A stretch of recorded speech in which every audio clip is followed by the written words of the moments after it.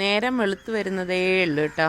അപ്പോൾ 6:20 ആയാലും കണ്ടില്ലേ, അത്ര അങ്ങോട്ട് വെളിച്ചം ഉണ്ടാകത്തില്ല.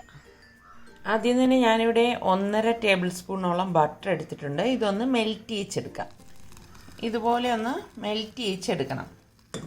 ജസ്റ്റ് ഇതുപോലെ ചൂടാകുമ്പോഴേക്കും നമുക്ക് ഗ്യാസ് ഓഫ് ചെയ്ത് മാറ്റി വെക്കാം. ഈ ചൂടിൽ തന്നെ ബാക്കിയിരിക്കുന്ന ഈ ബട്ടറും മെൽറ്റായി വന്നോളും കേട്ടോ.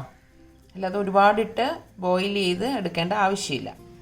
ഒരു ബൗൾ എടുത്തിട്ട് ഞാൻ ഇതിലേക്ക് 1 കപ്പ് ഇളം ചൂട് പാൽ ഒഴിച്ചു കൊടുക്കുകയാണ്. ഇളം ചൂട് പാൽ തന്നെ ഒഴിച്ചു കൊടുക്കണം കേട്ടോ. ഇതിലേക്ക് നമുക്ക് 1 ടീസ്പൂൺ ഇൻസ്റ്റൻറ്റ് ഈസ്റ്റ് ഇട്ട് കൊടുക്കാം.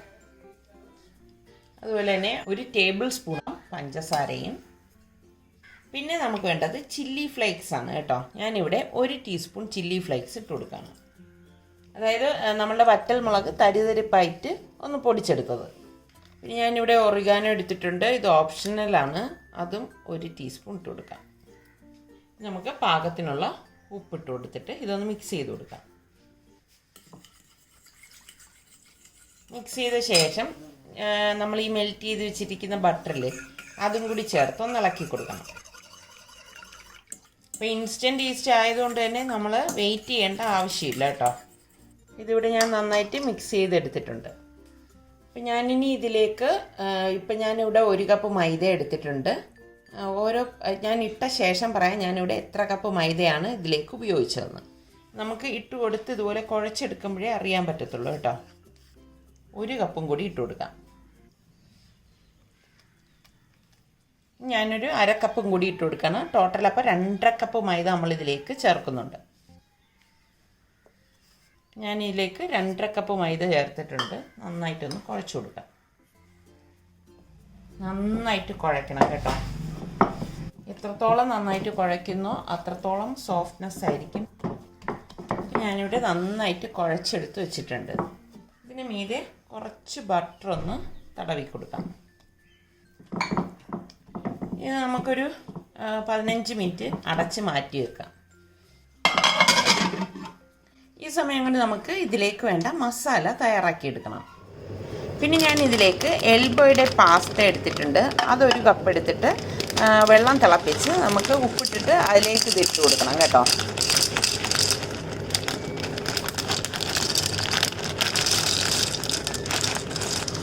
വലിയ പാസ്തയെക്കാളും നമുക്കിതാണ് നല്ലത്. ഞാൻ വെള്ളം തിളപ്പിക്കാൻ വെച്ചിട്ടുണ്ടായിരുന്നു. നമുക്ക് ഇത് അതിലേക്കിട്ട് വേവിച്ചെടുക്കാം. ഇതിലേക്ക് നമുക്ക് പാകത്തിനുള്ള ഉപ്പും കുറച്ച് ഓയിലും ഒന്ന് ഒഴിച്ചു കൊടുക്കാം. കുറച്ച് ഓയിൽ ഒഴിക്കുന്നതെന്ന് വെച്ചാൽ ഏകദേശം 1 ടീസ്പൂൺ ഓയിൽ ഒഴിച്ചു കൊടുത്താൽ മതി. തമ്മിലൊട്ടാതിരിക്കാനാണ് അങ്ങനെ ചെയ്യുന്നത്. ഇനി നമുക്ക് ഈ പാസ്ത ഇതിലേക്ക് ഇട്ട് കൊടുക്കാം. കണ്ടോ, ഞാനിവിടെ 1 കപ്പ് പാസ്ത ചെറിയ എൽബോ പാസ്തയാണ് എടുത്തിരിക്കുന്നത്. ഇതിനി ഇരുന്ന് വേകട്ടെ. അപ്പോൾ ഇതിന് വേണ്ടിയിട്ട് ഞാനിവിടെ 5 സവാള എടുത്തിട്ടുണ്ട്. ഈ സവാള നമുക്കൊന്ന് സ്ലൈസ് ചെയ്തെടുക്കാം.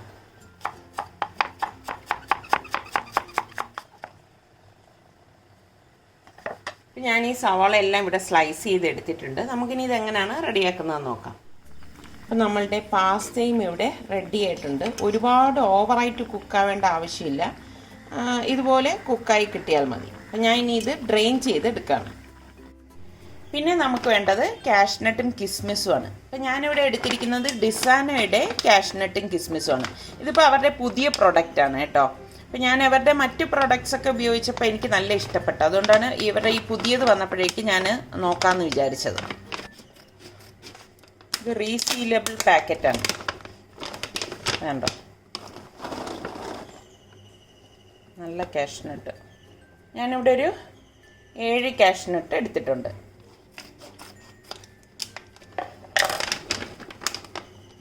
അതുപോലെ തന്നെ കിസ്മിസും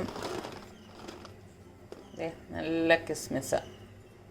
ഇത് നമുക്ക് ഒരു കൈപ്പിടി കിസ്മിസും വേണം. ഇത്രയും വേണം കേട്ടോ. അപ്പം നമുക്കിനി ഇത് എങ്ങനെയാണ് റെഡിയാക്കുന്നതെന്ന് നോക്കാം. പാൻ അടുപ്പത്തേക്ക് വെച്ചിട്ട് നമുക്ക് ഇതിലേക്ക് 2 ടേബിൾ സ്പൂൺ എണ്ണ ഒഴിച്ചു കൊടുക്കാം. ഞാൻ ഈ കാഷ്നട്ടൊന്ന് സ്ലിറ്റ് ചെയ്തിടണേ.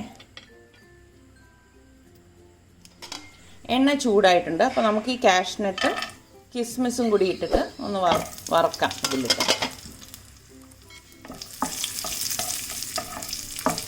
ഇതോടൊപ്പം തന്നെ നമ്മൾ ഈ അരിഞ്ഞു വെച്ചിരിക്കുന്ന സവാളയും കൂടി ഇട്ട് വഴറ്റണം. കാഷ്നട്ടും കിസ്മിസും നമ്മൾ മാറ്റമൊന്നും വേണ്ട കേട്ടോ, അത് അതിൽ തന്നെ ഒന്ന് കിടന്നോട്ടെ. ഇത് ഒരുപാട് വഴലേണ്ട ആവശ്യമില്ല കേട്ടോ.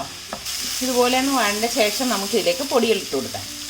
1 ടീസ്പൂൺ മഞ്ഞൾപ്പൊടിയും 2 ടീസ്പൂൺ കുരുമുളക് പൊടിയും 2 ടീസ്പൂൺ ഗരം മസാല പൊടിയും 2 ടീസ്പൂൺ മല്ലിപ്പൊടിയും 1 ടേബിൾ സ്പൂൺ കാശ്മീരി ചില്ലി പൗഡറും പാകത്തിനുള്ള ഉപ്പും ഇട്ട് ഇതൊന്ന് ഇളക്കി കൊടുക്കാം.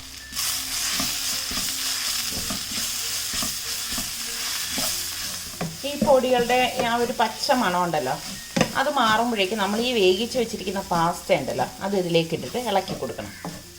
ഞാനിവിടെ വേവിച്ച് ഡ്രെയിൻ ചെയ്ത് വെച്ചിരിക്കുകയാണ് ഈ പാസ്ത. നമുക്കിതിലേക്ക് ഇട്ട് കൊടുക്കാം. ഇതെല്ലാം കൂട്ടിയിട്ട് നന്നായിട്ട് മിക്സായി വരണം കേട്ടോ. ഇതുപോലെ മിക്സാക്കിയ ശേഷം നമുക്കിതിലേക്ക് 2 ടേബിൾ സ്പൂൺ ടൊമാറ്റോ കെച്ചപ്പ് ഒഴിച്ച് വീണ്ടും ഇതൊന്ന് ഇളക്കിയെടുക്കണം. ആദ്യം മസാല പിടിക്കാനാണ് ആദ്യം നമ്മളൊന്ന് മിക്സാക്കി എടുത്തത് കേട്ടോ. ഇതിലേക്ക് ഞാൻ ഈ പുഴുങ്ങി കട്ട് ചെയ്ത് വെച്ചിരിക്കുന്ന മുട്ട കൂടി ഇട്ട് കൊടുക്കണം. എന്നിട്ട് വീണ്ടും ഇത് മിക്സ് ചെയ്യാം. മുട്ട ഇതുപോലെ പൊടിഞ്ഞു പോയാലൊന്നും കുഴപ്പമില്ല കേട്ടോ. നമ്മളുടെ മസാല ഇവിടെ റെഡി ആയിട്ടുണ്ട്. ഇനി ഇതൊന്ന് തണുക്കട്ടെ. തണുത്ത ശേഷമാണ് നമ്മൾ ഫില്ല് ചെയ്യുന്നത്. നമ്മൾ കുഴച്ച് വെച്ച മാവ് കണ്ടോ ഇവിടെ പൊങ്ങിയിട്ടുണ്ട്. നമുക്ക് അത് ഒന്നും കൂടി ഒന്ന് കുഴയ്ക്കാം. കണ്ടോ നല്ലതുപോലെ പൊങ്ങി വന്നിട്ടുണ്ട്. ഇനി നമുക്ക് ഇത് എങ്ങനെയാണ് ഫില്ല് ചെയ്യുന്നത് നോക്കാം. ഞാനിവിടെ ഒരു ബേക്കിംഗ് ട്രേ ആണ് എടുത്തിരിക്കുന്നത്. ഇതിലേക്ക് കുറച്ച് ബട്ടർ ഒഴിച്ചൊന്ന് ബ്രഷ് ചെയ്ത് കൊടുക്കാം. എല്ലായിടത്തും നന്നായിട്ടൊന്ന് തേച്ച് പിടിപ്പിക്കണേ. നമുക്കിത് 2 പോർഷനായിട്ട് മാറ്റാം, നേർപകുതിക്ക് വെച്ചിട്ട് കേട്ടോ. അതിലൊരു പോർഷൻ ഇതുപോലെ ഒന്നാക്കിയിട്ട് നമുക്കിതിലേക്ക് വെച്ചിട്ടൊന്ന് പരത്തി കൊടുക്കാം. കൈ കൊണ്ട് ഇതുപോലെ ഒന്ന് പ്രസ് ചെയ്ത് കൊടുത്താൽ മതി കേട്ടോ. ഞാൻ ഓവൻ 150 ഡിഗ്രി സെൽഷ്യസിൽ 5 മിനിറ്റ് ഇപ്പോൾ പ്രീ ഹീറ്റ് ചെയ്യാനായിട്ട് വെച്ചിരിക്കുകയാണ്. ഞാനിത് ഇതുപോലെ ഒരു ലെയർ ഇതുപോലെ പരത്തിയെടുത്ത് വെച്ചിട്ടുണ്ട്. ഇനി ഇതിനുള്ളിലേക്ക് നമ്മളുടെ ഫില്ലിങ് വെച്ച് കൊടുക്കാം. ഫില്ലിങ് ഇതുപോലെ വെച്ചിട്ടൊന്ന് ലെവൽ ചെയ്ത് കൊടുക്കണം. ഇനി ഞാൻ ഇതിനെ മുകളിലേക്ക് പുഴുങ്ങിയ മുട്ട ഒന്ന് ഇതുപോലെ കട്ട് ചെയ്തിട്ട് കമഴ്ത്തി വെച്ച് കൊടുക്കാം. ബാക്കിയിരിക്കുന്ന മാവ് നമുക്കിതുപോലെ ഒരു പ്ലേറ്റിൽ വെച്ചിട്ട് ഒന്ന് പരത്തിയിട്ട് ഇതിന് മുകളിലേക്ക് വെച്ച് കൊടുക്കാം. എന്നിട്ട് ഈ എഡ്ജ് ഇതുപോലെ ഒന്ന് ആക്കി കൊടുത്താൽ മതി. ഫുള്ള് കവറായില്ലെങ്കിലും പ്രശ്നമൊന്നുമില്ല കേട്ടോ. മുകളിലേക്ക് നമുക്ക് ബട്ടർ ഒന്ന് ബ്രഷ് ചെയ്തിട്ട് 150 ഡിഗ്രി സെൽഷ്യസിൽ ഒരു 25 മിനിറ്റ് ഇതൊന്ന് ബേക്ക് ചെയ്തെടുക്കാം. ഓരോരുത്തരുടെ ഓവന് ഡിപ്പെൻഡ് ചെയ്തിരിക്കും ബേക്കിംഗ് ടൈം എന്ന് പറയുന്നത് കേട്ടോ. ഇത് തന്നെ നമുക്ക് പാനിലും റെഡിയാക്കി എടുക്കാം. ഞാനിത് ബേക്ക് ചെയ്യാൻ പോവാണ്. ഓവൻ ഇവിടെ പ്രീ ഹീറ്റ് ആയിട്ടുണ്ടായിരുന്നു. ഞാനിവിടെ 150 ഡിഗ്രി സെൽഷ്യസിൽ 25 മിനിറ്റ് ബേക്ക് ചെയ്യാൻ പോവാണ്.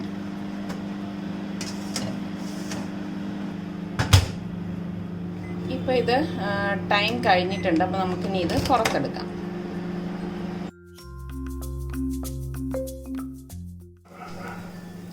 ശരിക്കും നല്ല ഒരു മണം വരുന്നുണ്ട്.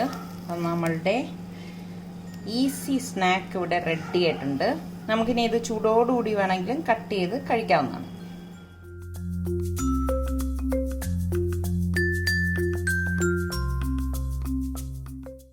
വാവ്, അടിപൊളി, നല്ല സൂപ്പർ മണം. അടിപൊളിയായിട്ട് വന്നില്ലേ? നല്ല മണം ഉണ്ടല്ലേ? ഐസിങ് ഇട്ട് കേക്ക് ആൾക്കാരെ പറ്റിയിരിക്കാം. ഇതിപ്പോൾ ഞാൻ ചൂടോടുകൂടി തന്നെയാണ് ഫ്ലിപ്പ് ചെയ്തിരിക്കുന്നത് കേട്ടോ.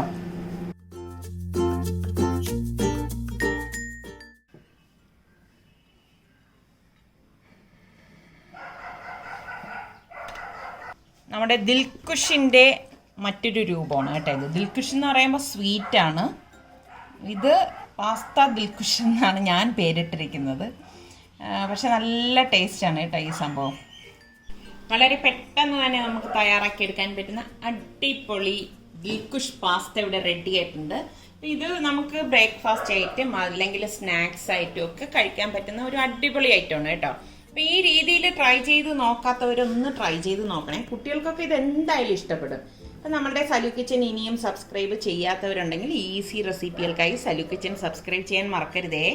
അടുത്തിനി നമുക്ക് നല്ല റെസിപ്പിയോ വ്ളോഗോ ഇട്ടൊക്കെ വരുന്നത് വരെ എല്ലാവർക്കും ബൈ.